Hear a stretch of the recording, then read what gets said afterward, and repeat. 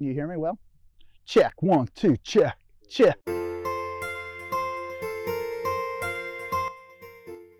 My name's Al Chambers. I'm from Lincoln, Nebraska. I'm 57 years old, recently retired from the largest parcel delivery company in the United States and or the world, and enjoying life. I grew up originally in York, Nebraska, which is about 54 miles west of Lincoln, Nebraska. So I was raised a York High Duke. I graduated from York in 1981 and set off to go to college, and college wasn't for me.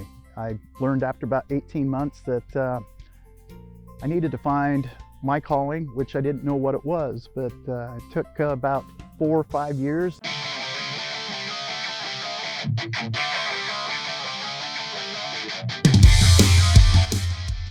Being 57 years old, a lot of people will take a look at me and they'll ask me about my musical taste, and I'll sit and say, well, I'm into hardcore punk rock, and I just don't exhibit that.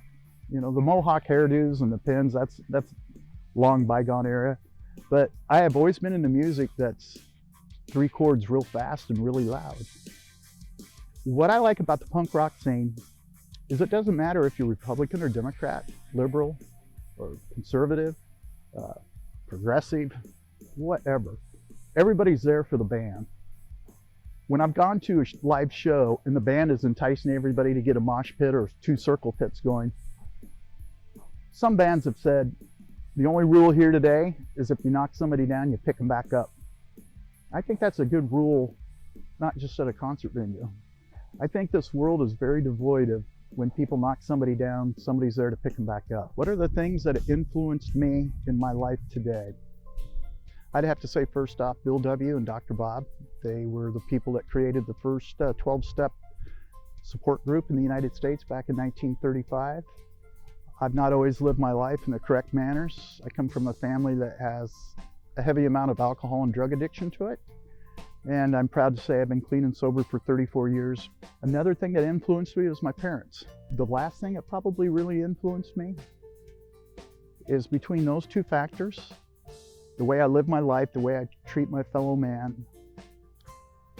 I'm very much into the best exercise for the human heart, spinning down and picking somebody else up.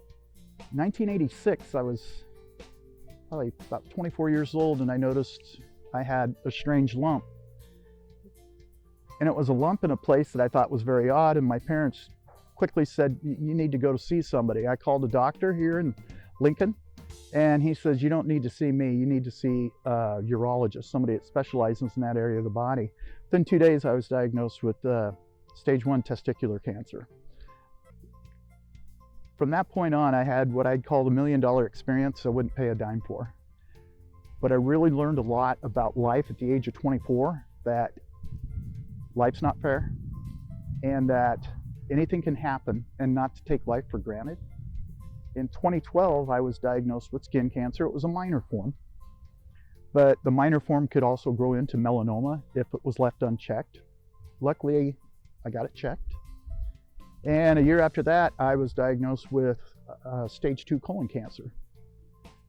At this point, I had been diagnosed with 3 different kinds of cancer in my lifetime, 3 completely unrelated to the other.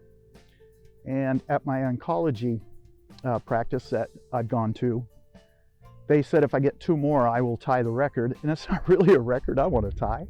3 things that we have in common are we're all stewards of this earth. We're all people.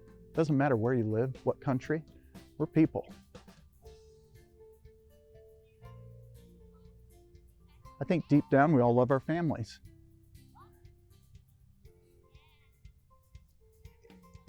And I think the 3rd thing that we all have in common is our love for our country.